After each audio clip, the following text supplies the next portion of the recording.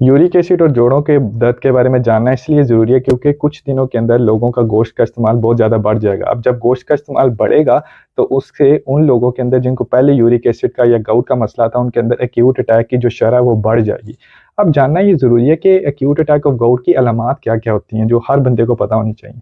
अब वो इसकी 5 अलामात हैं। एक तो ये कि जोड़ का सूज जाना, जोड़ को अंदर शदीद दर्द होना, उसका हाथ लगाने से उसका गर्म महसूस होना, देखने में शाइनी लगना, या उसका ये कि उसको आपको वो बहुत ज़्यादा सुर्ख नज़र आए।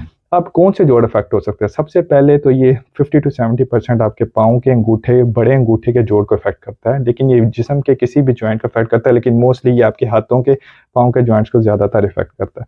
अब यूरिक एसिड है क्या केमिकल? ये बेसिकली एक वेस्ट प्रोडक्ट है जो बॉडी के अंदर हर बंदे के अंदर प्यूरिन मेटाबॉलिज्म से बनती है, लेकिन गुर्दे इसको फिल्टर करके पेशाब के रास्ते खराज कर देते हैं।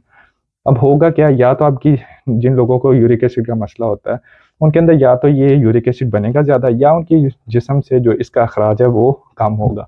अब कौन से वो लोग हैं? ये वो लोग हैं जिनको शुगर का, ब्लड प्रेशर का या मोटापे का मसला है, या वो लोग जो कि कैंसर के मरीज़ हैं और कीमोथेरेपी भी हैं, या वो लोग जिनको कोई गुर्दों का मसला है, या वो लोग जो बहुत ज़्यादा डाइट कॉशियस नहीं है, जैसे रेड मीट का इस्तेमाल बहुत ज़्यादा करते हैं, शेल फिश का इस्तेमाल बहुत ज़्यादा करते हैं, या अल्कोहल का इस्तेमाल बहुत ज़्यादा करते हैं, या वो लोग जिनका हेल्दी लाइफस्टाइल है, या जो एक्सरसाइज नहीं करते, पानी का इस्तेमाल ज़्यादा नहीं करते, या कुछ लोग जिनके अंदर फैमिली के अंदर ये थोड़ा सा जेनेटिक्स का मसला होता है। अब इसके अंदर जानना ये ज़रूरी है कि एक्यूट अटैक के अंदर जब आपको अलामात पता चल गई तो अपने करीबी डॉक्टर से रुजू करना है, जो कि इसके 2 ट्रीटमेंट है। एक ये कि आपने फ़ौरी तौर पे क्या करना है, फ़ौरी तौर पे कुछ ऐसी डॉक्टर आपको दवाइयाँ देगा जिससे दर्द कम हो जाएगी, या कुछ हफ्तों के अंदर आहिस्ता-आहिस्ता आपका कुछ ऐसी दवाई जो कुछ दिनों में आपने इस्तेमाल करनी है, जिसे कोलचिसिन बोलते हैं, सिर्फ डॉक्टर की प्रिस्क्रिप्शन पे मिलती है और आपको इसके बगैर नहीं लेनी चाहिए।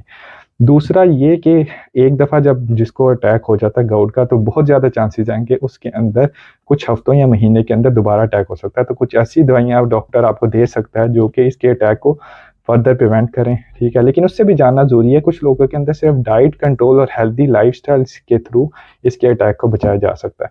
अब एक बहुत बड़ी बात, जिसको भी जोड़ों का दर्द हो तो हर नॉर्मल बंदा उसको कहता है कि तुम अपना यूरिक एसिड लेवल चेक करवाओ।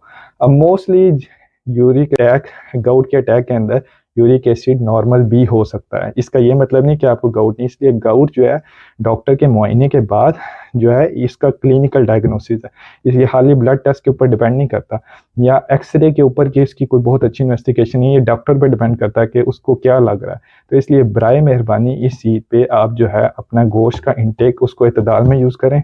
सुन्नत के तौर पे आप अपनी भूख को कंट्रोल करें, 2 की बजाय 1 रोटी खाएँ, सब्जियों का इस्तेमाल ज़्यादा करें, पानी का इस्तेमाल ज़्यादा करें, और गोश्त इस ईद के बाद आपको भी मिल जाएगा, लेकिन आप अपने गुर्दों का, अपनी सेहत का ख़्याल रखें और इस वीडियो को उन लोगों के साथ शेयर करें जिनको यूरिक एसिड का मसला है।